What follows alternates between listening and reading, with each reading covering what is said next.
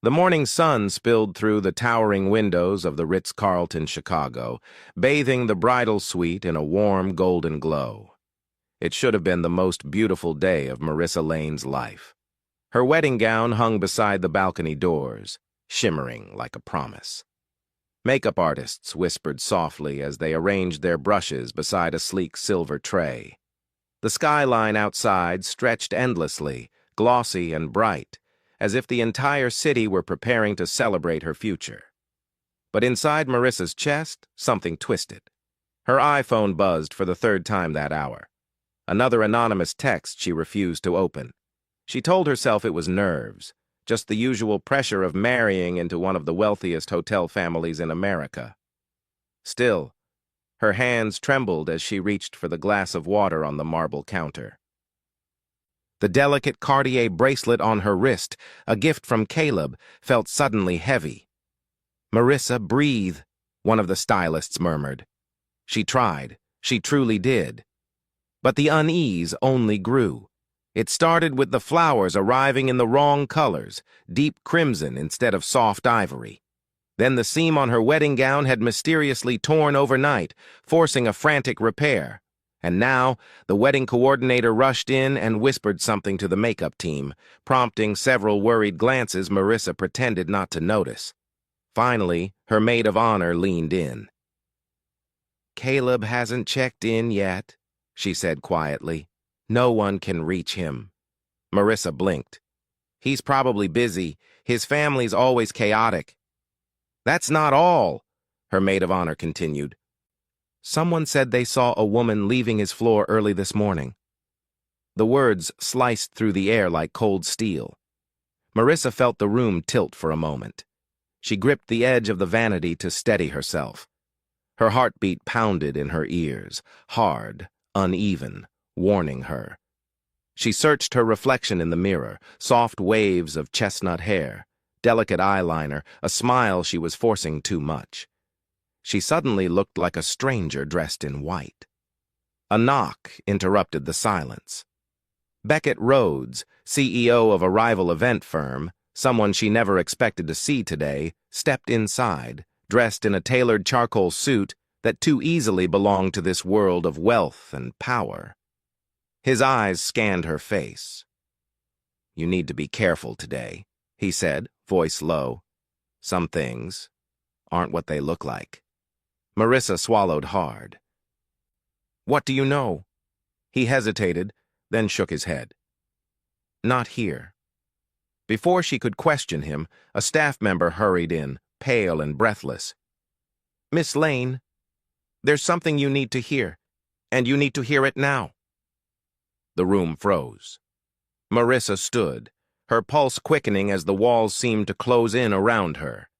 Something told her that whatever she was about to hear would destroy everything she believed was real. The suite door clicked shut behind the trembling staff member, leaving Marissa standing in a silence so sharp it felt like glass. Her pulse hadn't steadied since sunrise, and the uncertainty wrapped around her like a cold veil. Caleb Montgomery was not answering her calls, not a single one. She tried again now, tapping the familiar contact on her iPhone, straight to voicemail. The automated voice cut through her hope like a blade. "The person you're trying to reach is unavailable." Unavailable. On his wedding morning. She stared at the screen, fighting the sinking feeling spreading through her stomach. Caleb had always carried himself with that polished, confident charm, the kind that made his tailored suits and Rolex seem like extensions of his personality. But these past weeks, he'd become distant in subtle, unnerving ways, leaving early, coming home late, brushing off her questions as if they were childish.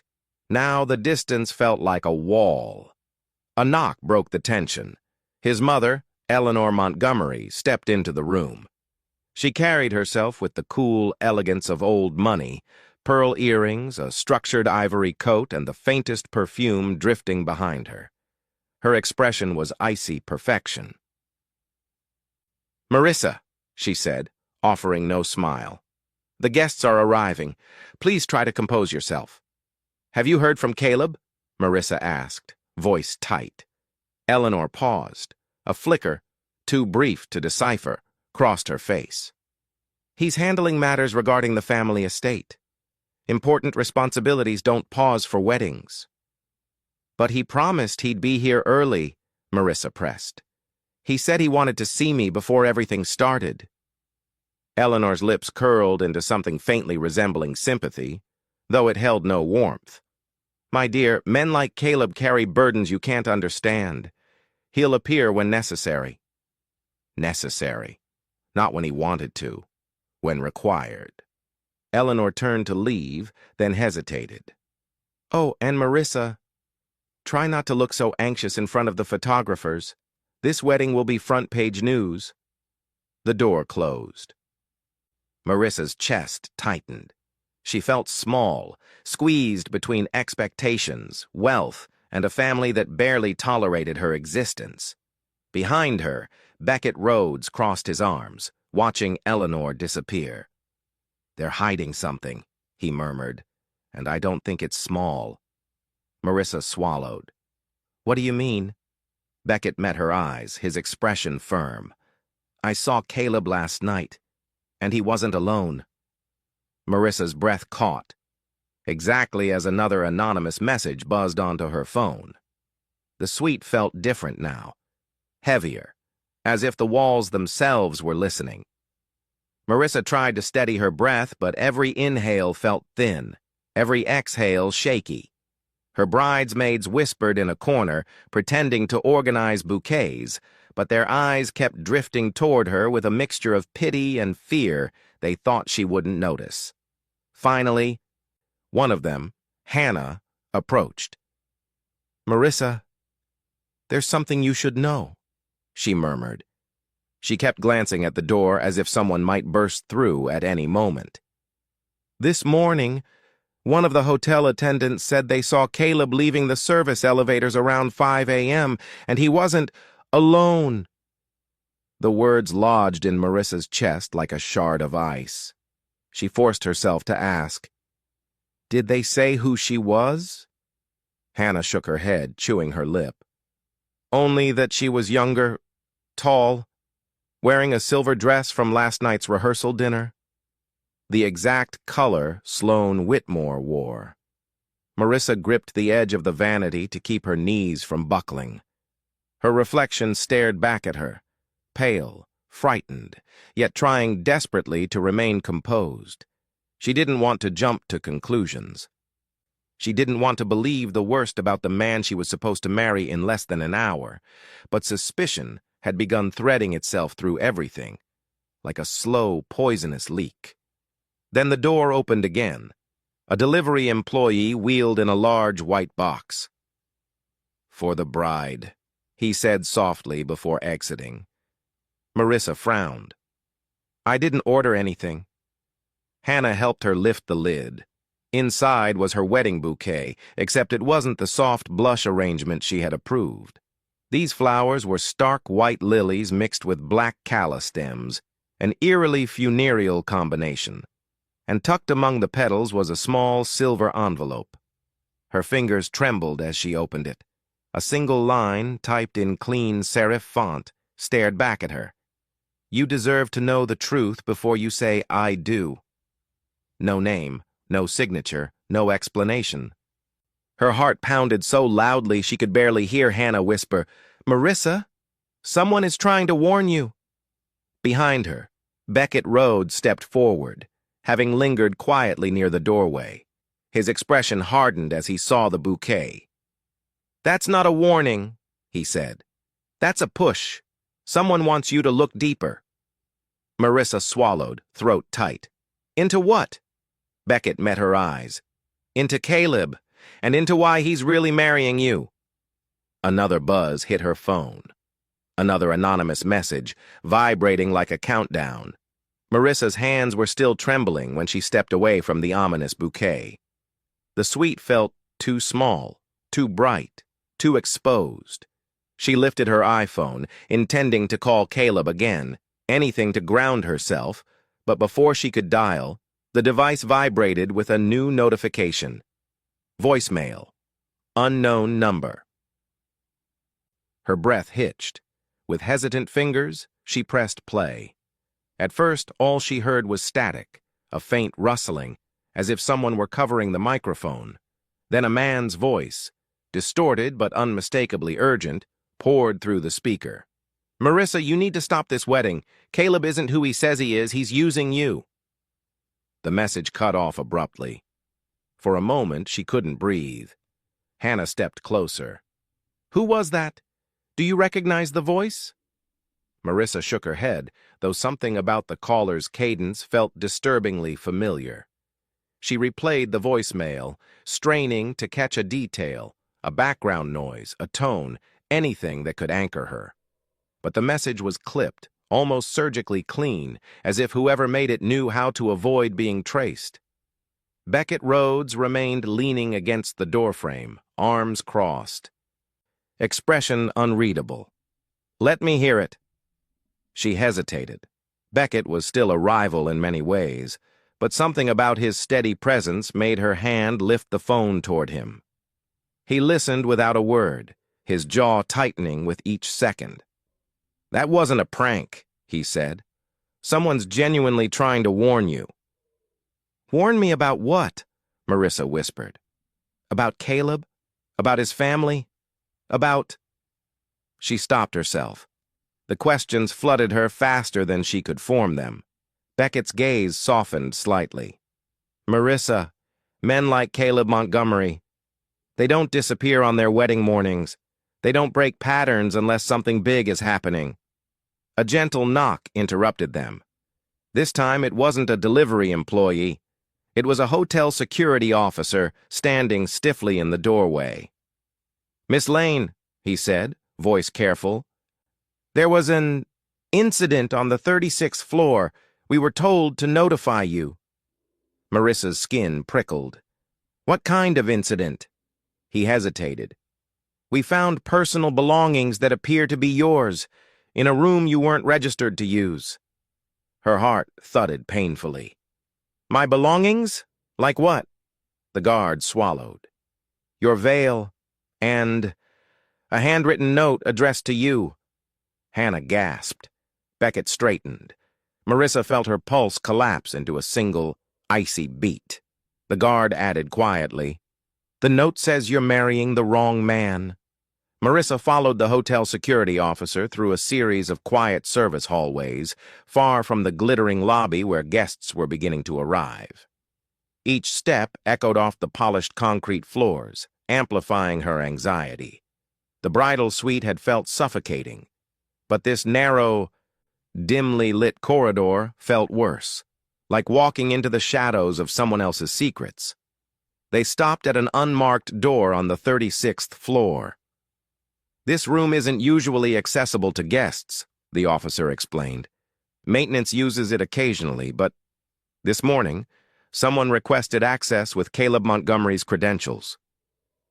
Marissa's breath faltered. Caleb had been here? The officer opened the door. A chill slid down her spine. Inside, the lights were soft and warm, illuminating a small space furnished only with a table, 2 chairs, and a wall-length mirror. But her veil, delicate lace she'd chosen months ago, lay draped over the back of one chair, as if someone had handled it moments before. And beside it, on the table, sat a folded piece of thick stationery with her name written in elegant cursive. Marissa approached slowly, her heels silent against the carpet. She unfolded the note with trembling fingers. "Marissa, you're marrying into danger you don't see yet. Look beyond the aisle before it's too late." No signature. No clue. Behind her, Hannah whispered, "Who would write something like that? Someone close to Caleb? Someone trying to stop the wedding?" Beckett, who had insisted on coming with her, studied the room with sharp eyes. He stepped toward the mirror, running his hand along its edge. "This isn't just a random meeting room," he murmured. "It's designed for private conversations. High-profile guests use places like this to avoid being seen." Marissa tore her gaze from the cryptic note. "But why leave my veil? Who wants me to find this?" Beckett looked at her through the reflection. Someone who needs you to start questioning everything. Just then, a faint vibration buzzed through the room. Her phone, another anonymous text. She opened it with a knot in her throat. He didn't sleep alone last night. Her vision blurred. Hannah grabbed her arm to steady her. Marissa, maybe this is all a misunderstanding, someone trying to sabotage the wedding. But Marissa knew deep down that this wasn't sabotage. This was revelation, and she had only seen the first crack in a much larger fracture. The officer cleared his throat. Miss Lane, there's also camera footage from this hallway. Would you like to see who entered? Marissa's heart stopped. She whispered, barely audible. Show me. The security officer led them to a small monitoring room tucked behind a restricted access door. The air inside buzzed faintly with the hum of servers, and multiple screens flickered with hallway footage from the upper floors. Marissa wrapped her arms around herself, suddenly aware of how cold the room felt. The officer clicked open a file labeled with a timestamp, 5:12 a.m. There, he said, pointing at the screen. Marissa leaned in, her breath stilled. Caleb appeared in the frame, still wearing his charcoal rehearsal suit, his tie hanging loose, his hair slightly disheveled. He looked nothing like a groom, hours away from his wedding. He glanced down the hallway cautiously, then swiped his keycard to unlock the hidden room they had just visited. But it was who followed him that made Marissa's stomach drop. Sloane Whitmore. Her silver dress shimmered like mercury under the security lights. Hannah gasped. Beckett swore under his breath. Marissa could only stare, numb, as she watched the footage. Caleb holding the door open for Sloane, his hand on the small of her back. Sloane leaning in close, her laugh echoing through the muted recording. They disappeared into the room together, the door clicking shut behind them. The officer paused the video. I found no footage of them leaving together, he said, but Caleb exited alone around 6:03 a.m. Marissa's vision blurred. She pressed a hand against the table to steady herself. Beckett stepped closer. Marissa, I'm sorry. But she shook her head. She needed answers. Something concrete. Something undeniable. Is there audio? She whispered. The officer hesitated. Hallways don't have audio, but the hidden room does. It's for security reasons. He clicked another file. The moment the audio started, Marissa felt the ground shift beneath her. Caleb's voice filled the room, smooth, confident, terrifyingly casual. After the ceremony, we move the assets. She signs everything. She'll never know what hit her. Sloane giggled softly. Poor Marissa. She thinks this is about love. Marissa's throat closed. Her knees nearly buckled. Caleb again. It's business. She's perfect for the merge, and once it's done, she's irrelevant. Beckett caught her by the arm before she collapsed. Marissa, hey, look at me. This isn't your fault. But she couldn't look at anyone. All she could hear was Caleb's final line, dripping with a coldness she'd never imagined. By tonight, she won't matter. And in that instant, Marissa realized. She wasn't just heartbroken. She was a target. Marissa stumbled out of the monitoring room, her vision swimming, her heartbeat thundering in her ears. The chandelier lights of the hallway blurred into streaks, and the plush carpet beneath her heels felt as unsteady as a moving floor. Every breath she drew hurt, sharp, shallow, impossible. She gripped the nearest wall, her fingers trembling uncontrollably. Caleb's voice, cold, calculated, cruel, looped through her mind like a broken recording. By tonight, she won't matter. It wasn't heartbreak. It wasn't betrayal. It was erasure. A soft but firm hand closed around her elbow. Marissa, sit, Beckett urged, guiding her to a velvet bench near the private elevator. She sank down, her body folding as though something inside her had snapped. Her vision dimmed at the edges, and for a terrifying moment, she wasn't sure if she would faint. Hannah knelt beside her. Marissa, Honey, look at me. Breathe. Please breathe. But her chest barely moved. Her wedding day, the day she had planned with tenderness and hope, had become a meticulously crafted trap. Not just emotional, financial, legal, life-altering. Her hands shook as she pressed them to her face. I was nothing to him, she whispered. Just a tool, a signature.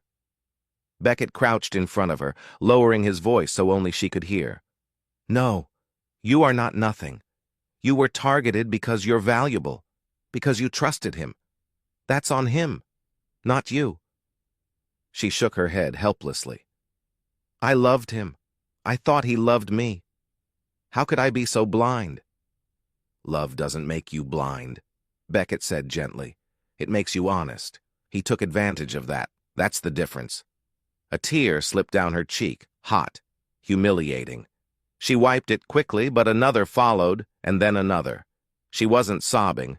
She was unraveling silently. The way strong people break when the world finally pushes too hard. I can't walk down that aisle, she whispered. I can't pretend I don't know what I heard. Beckett's jaw tightened. Then don't. But the guests, the press, his family. Hannah squeezed her hand. Forget them. Think of you. Marissa lifted her gaze, eyes glassy, haunted. What am I supposed to do? She asked. Beckett exhaled slowly, studying her with an intensity she'd never seen in him before. You don't run, he said. You confront, but not like they expect. His voice dropped even lower. You turn the wedding into a reckoning.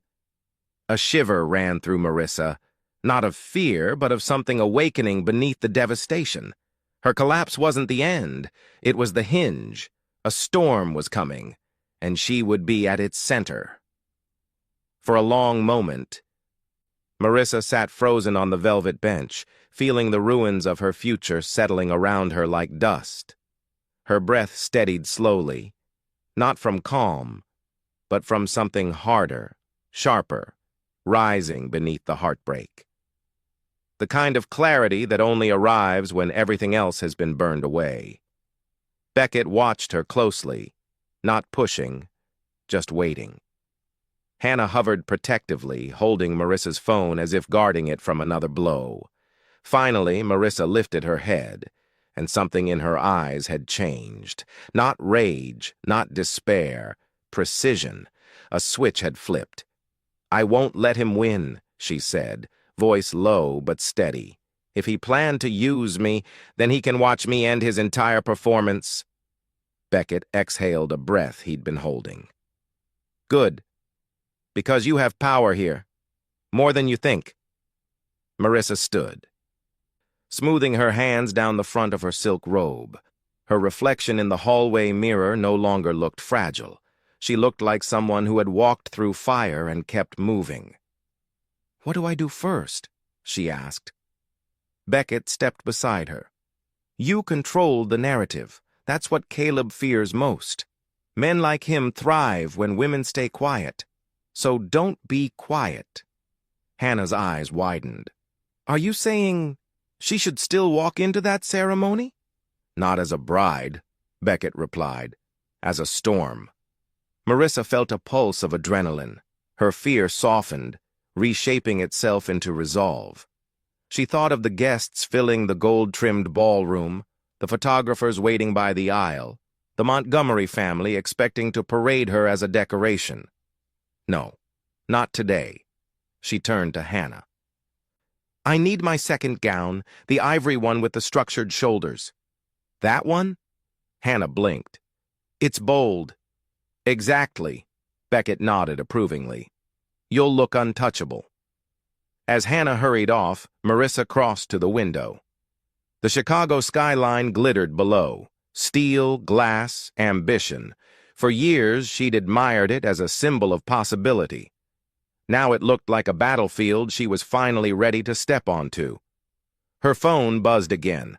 Another anonymous message. But this time the words didn't shake her. He thinks you'll stay silent.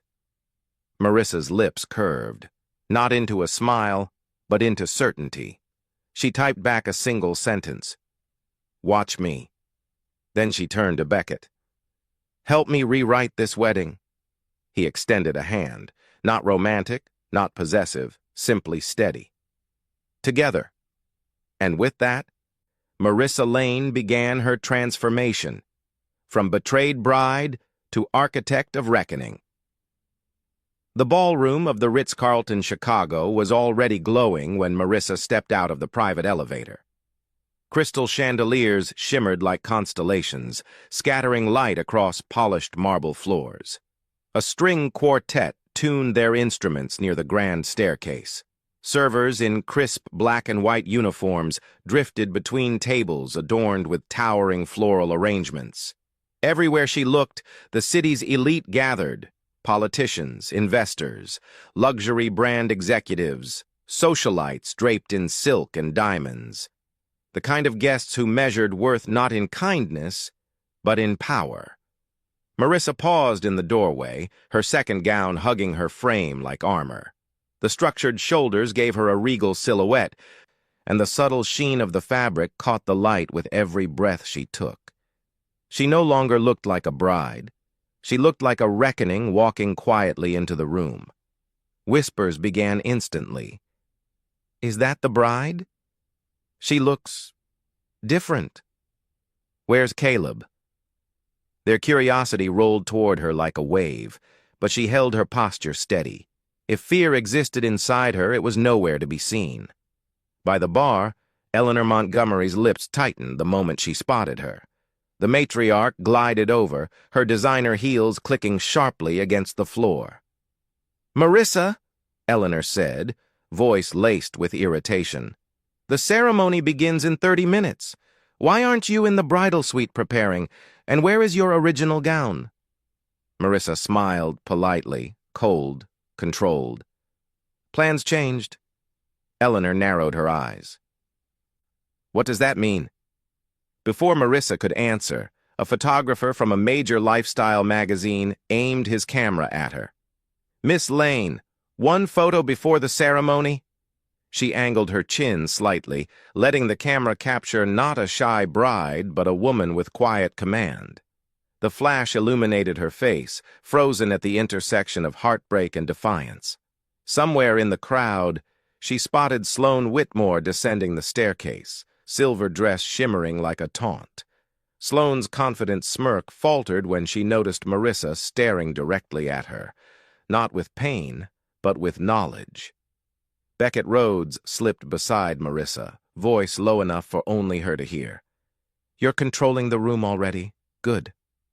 "Are the files prepared?" Marissa asked softly. He nodded. "Everything's ready. The moment you give the signal, the truth goes public." Marissa exhaled slowly. The guests didn't know the script had changed. Caleb didn't know the bride no longer played the role he'd written for her.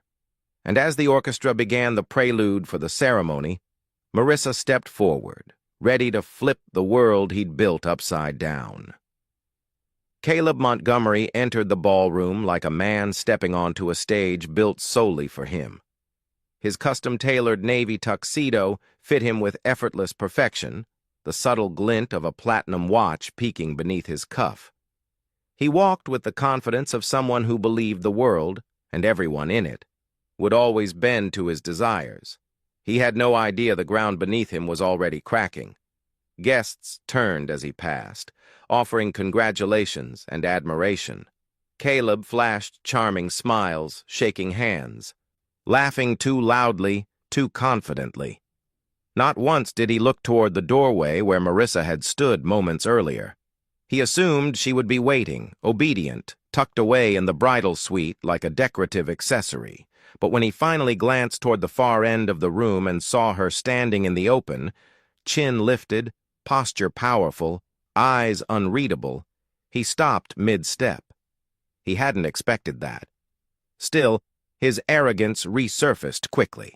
He smoothed his lapel and approached her with a smirk that didn't reach his eyes. "Marissa," he said smoothly, "you're supposed to be upstairs. We have a schedule to follow." She studied him in silence long enough for discomfort to flicker across his expression. It was brief, just half a heartbeat, but it was there, a crack in the facade. "I made some changes," Marissa replied evenly. Caleb's jaw tightened. "Without consulting me?" "It's my wedding, too," she said. He leaned in slightly, lowering his voice. "And it will go exactly as planned. We can't afford chaos today." Behind them, Beckett observed Caleb with unmasked disdain. It clearly irritated the groom. Caleb shot him a glare. "Why is he here? He wasn't on the guest list." Marissa didn't blink. "I invited him." "You did what?" Caleb hissed. "Marissa, we talked about who fits the image for this event." She almost laughed. Image. That was all she had ever been to him. Before she could respond, Sloane Whitmore glided into view, pretending to admire a floral display but positioning herself too close, too conveniently. Her silver dress caught the light like a blade. Caleb's eyes flicked toward her for a split second, a moment he shouldn't have allowed. Marissa saw it. Beckett saw it. The entire dynamic shifted. Caleb straightened again, trying to maintain control. "Let's get through this ceremony. Afterward, everything will make sense." Marissa stepped back, her voice calm, almost gentle. "Oh, Caleb, after the ceremony, everything will make sense indeed." For the first time that day, Caleb Montgomery looked genuinely afraid. The bridal preparation suite was quiet when Marissa returned, but it no longer felt like a sanctuary. It felt like a war room. The soft ivory walls, once comforting, now reflected a sharper, colder light. Her original wedding gown still hung near the balcony, a symbol of the woman she had been only hours ago. Hopeful, trusting, unaware of the storm rising around her. She walked past it without a second glance. Hannah stood ready. Holding the second gown, sleek ivory satin with sculpted shoulders and a commanding silhouette. It wasn't delicate, romantic, or soft. It was a declaration. "Are you sure about this?" Hannah whispered. Marissa nodded. "I'm done looking like someone he can control." As she stepped into the gown, the cool fabric molded to her form. Every seam, every fold, made her feel more anchored, more deliberate. Hannah zipped the back carefully, her hands trembling with a mix of fear and awe. "You look," Hannah swallowed, "different." "Good," Marissa said. "I need to be." She moved to the vanity, sweeping her hair into a polished, low twist. Her trembling earlier had vanished. Her hands were steady. She applied a muted lip color, clean, precise, and brushed a final touch of powder across her cheeks. In the mirror, a new version of herself stared back. Not the broken bride, not the victim. A woman reborn. A soft knock sounded. Beckett stepped in, holding a discreet black folder embossed with gold lettering. "Everything's ready," he said, "if you want to see it." Marissa took the folder, her pulse quickening. Inside were financial records, legal statements, digital copies of Caleb's plan, evidence meticulously assembled over the last 2 hours. Evidence that would end the Montgomery Empire's illusion and protect her from every trap Caleb had set. "You gathered all this so fast?" she asked quietly. Beckett shrugged lightly. "I've had my suspicions about Caleb for years. I just didn't have the right reason to dig deeper until now." Her throat tightened, not from sadness, but gratitude. "Thank you." He met her eyes, steady and sincere. "Just make sure you walk into that ceremony with your head high. The truth deserves a strong messenger." Marissa inhaled slowly, letting the weight of the moment settle. Then she lifted her chin. "Let's give him the wedding he deserves." She stepped toward the door, gown sweeping behind her like a blade of light. And as she walked out, the bride was gone. Only the storm remained. The ballroom doors stood wide open, revealing an aisle lined with white roses and flickering candles arranged in tall crystal vases. The string quartet began playing a soft prelude, a melody so gentle and pure it almost mocked the storm building beneath the surface. Guests shifted in their seats, murmuring with anticipation, blissfully unaware that the ceremony they were about to witness was nothing like the one planned. Caleb stood at the altar, straightening his cuffs as if preparing for a magazine cover. His polished smile remained firmly in place, though subtle tension pulled at the corners of his jaw. Every few seconds, his eyes darted toward the entrance, expecting Marissa to appear in the gown he had approved, carrying the bouquet chosen to match the Montgomery family colors. He didn't know she had rewritten the script. Behind the double doors, Marissa waited in silence. The sleek ivory gown hugged her form with sculpted precision, the structured shoulders giving her the presence of someone who commanded entire rooms, not begged for space in them. Her pulse thrummed, not with fear, but with purpose. Hannah squeezed her hand. The moment you step out there, everything changes. That's the point, Marissa whispered. Beckett stood slightly behind them, hands clasped. Posture steady. Just remember, he expects compliance. Give him the opposite. The cue from the quartet changed. It was time. The hotel coordinator pushed the doors open, and a hush fell instantly across the ballroom. Marissa stepped forward. Gasps rippled through the crowd. She wasn't the delicate vision they expected. She was a force. Calm, composed, radiant with clarity. Her footsteps echoed across the marble aisle, slow and deliberate, each one landing like a statement. Caleb's confident smile wavered. He whispered harshly as she reached the altar, "What are you wearing? Why did you change everything?" Marissa held his gaze, unmoved.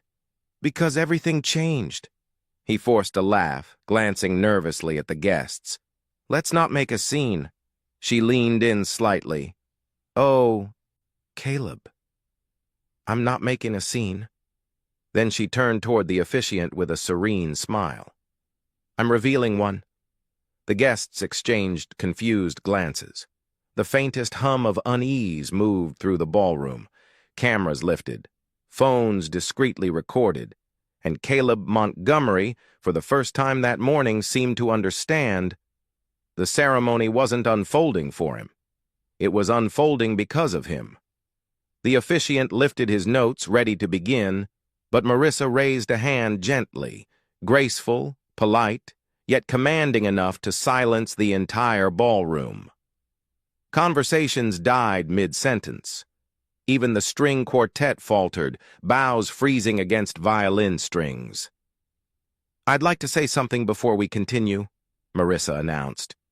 Caleb stiffened beside her. "Marissa, no, not now." But she kept her gaze on the crowd, her voice calm and clear. "Weddings are about truth.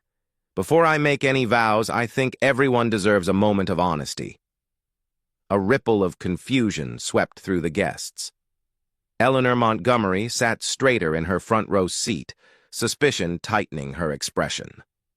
Sloane, perched near the staircase, shifted uneasily, fingers tightening on her clutch. Cameras from the Lifestyle magazine zoomed in, sensing a moment worth capturing. Caleb leaned toward her through clenched teeth. "Marissa, stop. Whatever this is, we'll deal with it privately." She finally turned to him, her expression unreadable. "You wanted privacy, Caleb. You shouldn't have chosen a public wedding." Gasps fluttered across the room. The officiant lowered his book, unsure whether to step back or intervene.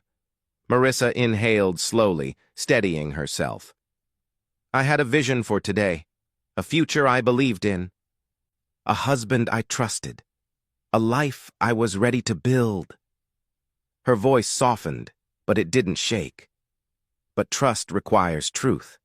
And the truth is, some vows are spoken from the heart, while others are scripted for convenience. Caleb's face drained of color. Marissa continued, eyes sweeping the room. I learned something this morning, something painful, something that changes everything. Phones lifted discreetly.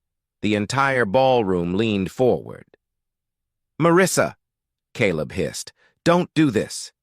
She ignored him. I discovered that love wasn't the foundation of this marriage, not for him. I discovered that I was chosen not for who I am, but for what I could be used for. A collective gasp broke through the silence.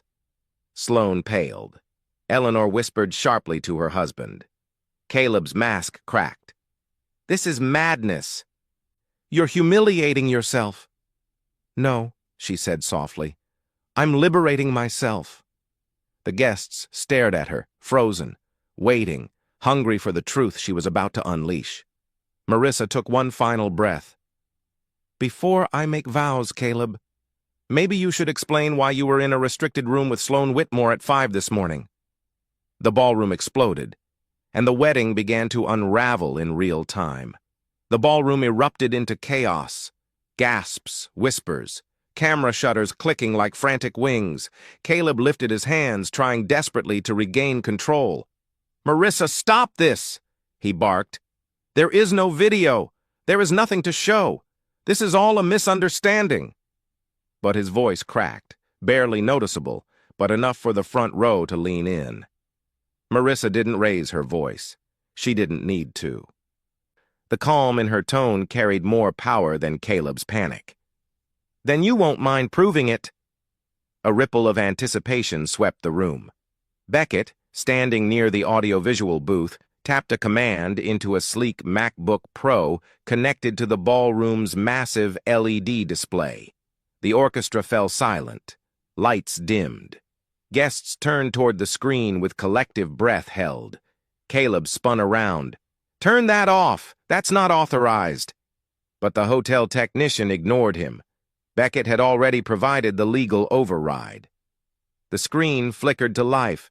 At first, only grainy hallway footage appeared. But as the timestamp sharpened into view, 5:12 a.m., the room drew in a single, unified breath. There was Caleb, his suit rumpled, his tie loose, his expression cautious as he scanned the hallway. Then Sloane Whitmore stepped into frame. Her silver dress shimmered under the security lights. She smiled up at him, touching his arm in a way no colleague ever would. Caleb opened the hidden room door for her, his hand lingering on her back. A wave of horrified murmurs swept through the crowd. Eleanor Montgomery pressed a hand to her chest. Sloane froze on the staircase, eyes widening in terror. Caleb lunged toward the technician. Turn it off now! This is private property. This is illegal! But before he could reach the booth, audio began to play. Caleb's voice filled the ballroom speakers with chilling clarity. After the ceremony, we move the assets. She signs everything. She'll never know what hit her. Sloane's soft laugh followed. Poor Marissa. She thinks this is about love. The ballroom went deathly still. A guest whispered, Oh my God. Another gasped. He was using her. Caleb whirled toward Marissa, his face drained of blood. This is manipulated. It's taken out of context. Context? Marissa echoed quietly. Show them the rest, then. Beckett tapped the keyboard again. Caleb's final line blasted across the ballroom. By tonight, she won't matter. The silence afterward was absolute, crushing, undeniable, a truth laid bare in front of hundreds. Caleb staggered back a step, exposed and cornered, and for the first time he understood the bride he thought he controlled had dismantled him completely. The ballroom erupted into a frenzy, voices overlapping, chairs scraping, guests rising to their feet in disbelief. Caleb stood frozen, his expression collapsing into something raw and desperate. But it was Sloane Whitmore who moved first. Her heels clacked violently against the marble as she turned, pushing through stunned guests. The silver dress that once shimmered like confidence now looked like a warning flare. Panic distorted her features. Don't let her leave, someone shouted. She's in the video, too. Sloane's breath came in sharp gasps. She shoved past a waiter, nearly toppling a tray of champagne flutes. The exit doors loomed ahead, her only chance to outrun the consequences spiraling toward her. But the moment she reached the lobby, flashes exploded around her, reporters, dozens of them. Their voices crashed like waves. "Miss Whitmore, were you having an affair with the groom? Did you know about the financial scheme? Is it true you helped orchestrate the fraud? Who is the real mastermind, you or Caleb Montgomery?" Sloane recoiled, shielding her face with trembling hands. "Stop! Get those cameras away from me!" Security moved quickly, but the damage had already been done. The footage of her fleeing, wide-eyed, frantic, was already streaming on half a dozen phones aimed directly at her. Back in the ballroom, Marissa stood unmoving, watching the downfall unfold with a quiet, steady breath. She didn't smile, she didn't gloat. But the heaviness pressing on her chest had begun to lift, just slightly. Caleb lunged toward her. "You planned this! You vindictive—" Beckett intercepted him instantly, stepping between them. "Careful, Caleb. Every camera in here is still rolling." Caleb stopped, chest heaving, sweat beading at his temples. The arrogance he once wore like armor had cracked into something ugly and unhinged. Marissa met his eyes unflinching. "You built this mess yourself."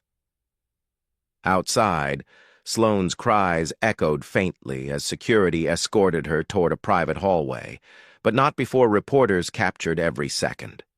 Her reputation, carefully constructed, meticulously polished, was dissolving in real time. Guests whispered sharply, "She was in on it." They ruined themselves. Marissa deserves better. Caleb is finished. The orchestra remained silent, instruments resting in their musicians' hands like forgotten props in a collapsing play. Caleb's voice broke through the noise, low, frantic, bitter. "This isn't over. You made a fool of me." Marissa stepped closer, her gaze colder than he had ever seen. "No, Caleb. You did that all on your own." And as security moved in his direction, Caleb finally realized he wouldn't be walking out of this ballroom as a groom. He'd be lucky to walk out at all. Security closed in on Caleb before he could lunge toward Marissa again. Two guards positioned themselves between him and the guests, their calm professionalism a stark contrast to the unraveling groom. "Mr. Montgomery," one guard said firmly, "we need you to step back." Caleb scoffed. "Step back? This is my wedding. Do you know who I am?" "Oh, they know," Beckett murmured, arms crossed. "The problem is, you're not the man you pretend to be anymore." A wave of uneasy laughter swept through the crowd. Caleb's fury deepened, veins pulsing at his temples. He looked around desperately for support, but the faces staring back at him were no longer admiring. They were horrified, disgusted. Some recorded openly, not bothering to hide their cameras now. Eleanor Montgomery pushed through the crowd, eyes blazing. "Caleb, what is this? What have you done?" Her son grabbed her arm. "Mother, it's not real. She edited the footage." But Eleanor had already seen enough. Her voice lowered to a cutting whisper. "You have disgraced this family." Behind her, board members of Montgomery Hotels exchanged grim looks. One of them, Mr. Kellerman, spoke quietly to the others. "This is catastrophic. Stockholders will demand immediate action." Another replied, "We'll need to call an emergency board meeting. If Caleb touched financial assets without authorization, he's finished." Caleb heard them, his face drained of color. "Wait, no, you can't do that. I'm the successor. This company—" "Not anymore," Mr. Kellerman said. "Your actions put the entire enterprise at risk." Marissa watched silently as Caleb tried to reclaim control of a narrative that had already slipped beyond his grasp. Every excuse he shouted only made him look more desperate. "You're all being manipulated," he yelled. "She set me up. She—" Beckett stepped forward smoothly. Funny, Caleb, because the evidence only shows you doing exactly what you planned. Caleb turned on him with a snarl. You think you can replace me? You think she'll choose you? Marissa cut him off with a calm, devastating clarity. This was never about choosing anyone. It was about protecting myself from you. The room erupted in whispers again. At that moment, a hotel manager hurried into the ballroom, expression urgent. Mr. Montgomery, he announced loudly. Federal agents just arrived in the lobby asking to speak with you. It concerns financial discrepancies involving your offshore accounts. The entire ballroom froze. Caleb staggered backward. No, this isn't happening. But it was. His downfall had officially begun. Caleb staggered backward as if the floor itself had shifted beneath him. The mention of federal agents rippled through the ballroom, pulling gasps from every corner. Even the quartet, still holding their instruments, froze mid-motion. Nothing about the moment felt real, at least not to the man who had always believed he was untouchable. No, this is a mistake, Caleb insisted, voice cracking. Someone set me up. You can't just... But the hotel manager stepped closer. They're waiting, Mr. Montgomery. They have documents. Warrants. Eleanor Montgomery brought a trembling hand to her mouth. Caleb, please tell me this isn't true. He reached for her, desperate. Mother? You know me. You know I wouldn't... But Eleanor stepped back, her expression collapsing in slow, shattering disappointment. Board members turned away, checking their phones, already drafting statements to distance the company from him. Investors in the front row whispered in panicked urgency.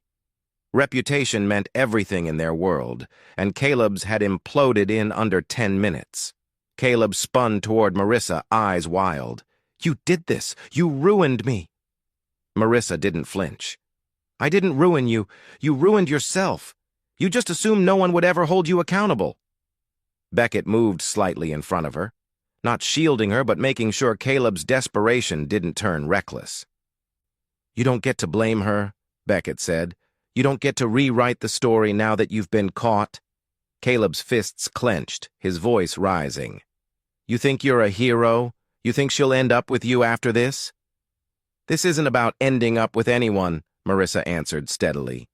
This is about ending what you started. Another hotel staff member approached quickly. Mr. Montgomery, the agents insist. They say delaying will only make things worse. Caleb swallowed hard, eyes darting around as if searching for an escape route. But every exit was watched. Every pair of eyes in the ballroom bore witness. Sloane, escorted by 2 security guards from a side hallway, saw him and whispered harshly, I told you this would blow up. You thought you could control everything. Caleb glared at her. You told them, didn't you? You betrayed me, Sloane scoffed. Please, you betrayed yourself long before I ever had to. 2 federal agents finally stepped into the doorway, calm, composed, inevitability embodied in dark suits. Caleb Montgomery, one called. His knees nearly buckled, and in that single, crushing moment, the groom realized the world no longer feared him. It pitied him. The moment the federal agent stepped forward, the ballroom dissolved into a chaotic hum.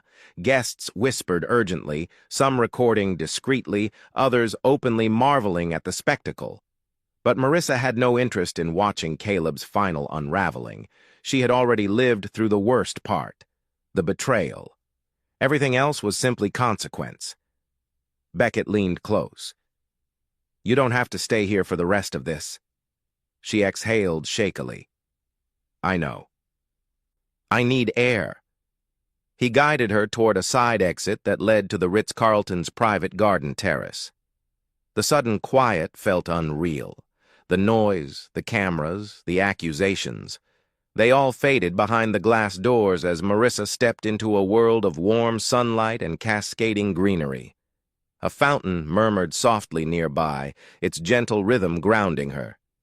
For the first time that day, she let her shoulders drop.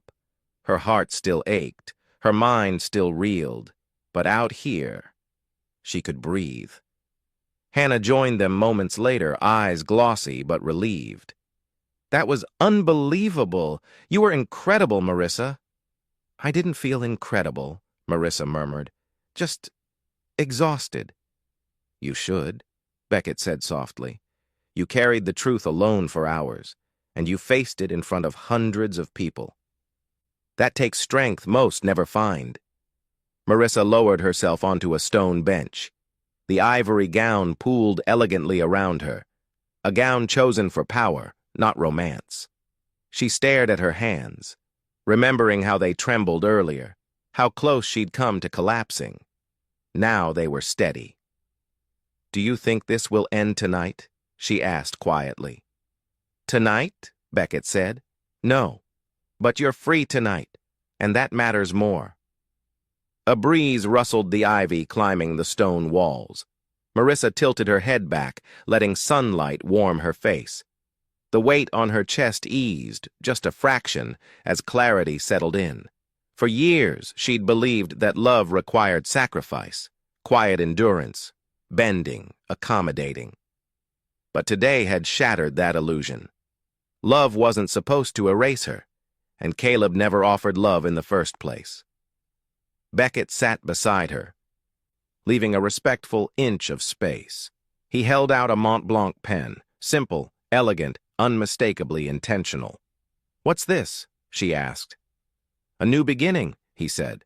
"You don't owe anyone your silence anymore. Use it however you choose." She ran her thumb along the smooth barrel. For the first time all day, her lips curled into a small, genuine smile. "I think," she whispered, "I'm finally ready to choose myself." Through the glass behind them, chaos continued. But out here, Marissa Lane felt the first quiet breath of freedom. By early evening, the world outside the Ritz-Carlton had already transformed into a media storm. What began as a wedding had turned into one of the most sensational scandals Chicago had seen in years. News vans lined the street, reporters clustered behind barricades, camera flashes lit the sidewalk like strobe lights. And at the center of it all, Marissa Lane's name. Inside the quiet lobby lounge, she sat with Hannah and Beckett, sipping water, her ivory gown now draped beneath a soft cashmere shawl offered by the hotel staff. Her phone buzzed nonstop on the table beside her. "Don't look at it if you don't want to," Hannah said gently. "I should," Marissa replied, steady but cautious. "My life is out there whether I check it or not." She picked up the phone. Notifications flooded the screen. News alerts, trending hashtags, dozens of messages from people she hadn't spoken to in years. Marissa Lane. Truth at the altar. The bride, who spoke a headline, flashed across one of the news apps. Montgomery heir exposed in wedding scandal. Bride reveals fraud plot before ceremony. Another. Guests stunned as groom's secret audio leaks during luxury Chicago wedding. Hannah leaned in. "You're being praised everywhere. People are calling you brave." Marissa wasn't sure how she felt. She hadn't exposed Caleb to be praised. She'd done it because she'd been left with no choice. But the validation still felt strangely grounding. Beckett scrolled through his own feed, eyebrows lifting. "Look at this," he said, turning his screen. "Montgomery Hotels just released a statement. They're distancing themselves completely. Caleb has been suspended from all operations." Marissa exhaled slowly. "It's all happening so fast." "That's how truth works," Beckett said. "Once it surfaces, it spreads." Through the glass wall behind them, she saw Sloane being escorted out a side exit, paparazzi yelling her name. Her hair was disheveled, mascara smudged, far from the perfectly curated persona she once held. The world was no longer applauding her. It was documenting her fall. And then, another notification lit Marissa's phone. A personal message request from someone unexpected, Caleb's younger sister, Elise. Hannah's eyes widened. "Are you going to open it?" Marissa hesitated. Elise had always been quiet, distant, but not unkind. She tapped the message. Marissa, I'm sorry for everything you went through. I tried to warn you last month, but Caleb intercepted my call. If you ever need anything, support, protection, a witness, I'm here. Marissa blinked, overwhelmed. For the first time since the collapse began, she felt something shift.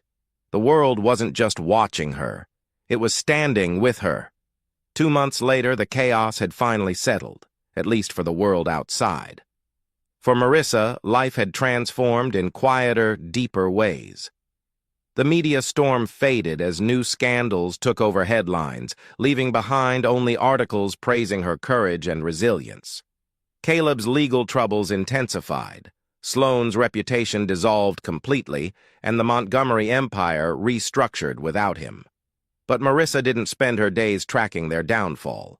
She was too busy building her rise. Her new design studio, Lane & Co. Events, opened on Fifth Avenue, a corner space with floor-to-ceiling windows overlooking the bustling street. Sunlight streamed across marble floors each morning, illuminating mood boards, delicate floral samples, and her sleek MacBook where bookings poured in faster than she could accept them. She wasn't just surviving, she was flourishing. Hannah, now her operations manager, bustled inside carrying coffee. We're fully booked for fall weddings, she announced proudly, and 3 corporate galas want consultations next week. Marissa smiled, the warm kind that reached her eyes. Let's take it one step at a time.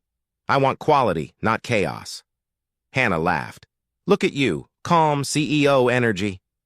But it wasn't calm, it was peace. A gentle knock at the glass door made both women turn. Beckett Rhodes stood outside, dressed in a tailored navy coat, holding a small bouquet of soft white peonies, the kind Marissa loved but never bought for herself. When she opened the door, he offered them with an easy, quiet smile. Thought your new office could use something beautiful, he said. It already has something beautiful, she replied, then blushed lightly. But I'll take these too. He stepped inside, looking around the studio with admiration. You built this fast. You helped me stand when I couldn't, she said softly. This is what came after. Beckett hesitated, then extended a velvet ring box, not flashy, not overwhelming, elegant in its simplicity. Marissa froze. Beckett. He opened it slowly. Inside was not a diamond, but a thin gold band engraved with a single phrase, a life chosen freely. No pressure, he said gently. This isn't a proposal, not yet. It's a promise that whatever pace you choose, friendship, partnership, someday more, I'll walk it with you, no secrets, no schemes. Marissa felt her throat tighten, not with pain this time, but gratitude. She placed her hand in his. Then walk with me. Outside, the Manhattan skyline glowed under a rising sun. A new chapter, a new heartbeat, a new beginning. Marissa Lane had lost a wedding. But she found her life, and just like that, our story comes to a close. But hey, my wonderful friends, you're still here, right? If you've stayed with me till this very moment, it means something in Marissa's journey touched your heart in a quiet, personal way.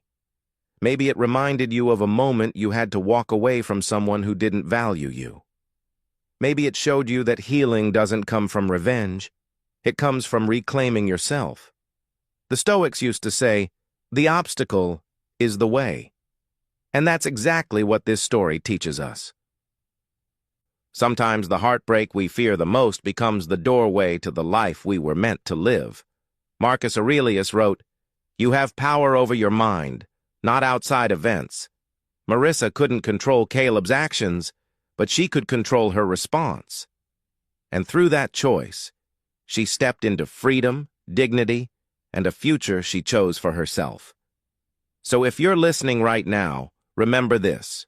Your worth isn't decided by anyone else. You get to rewrite your story at any moment. If this touched you, please like the video, share it with someone who needs strength today, and subscribe to our channel so you don't miss the next journey. We're in this together, always. This story is a work of fiction, created purely for entertainment and emotional reflection. All characters, events, and situations are imaginary and not based on real people or real incidents. Any resemblance to actual individuals or events is entirely coincidental. The purpose of this narrative is to explore themes of resilience, self-worth, and personal transformation in a dramatic, cinematic way.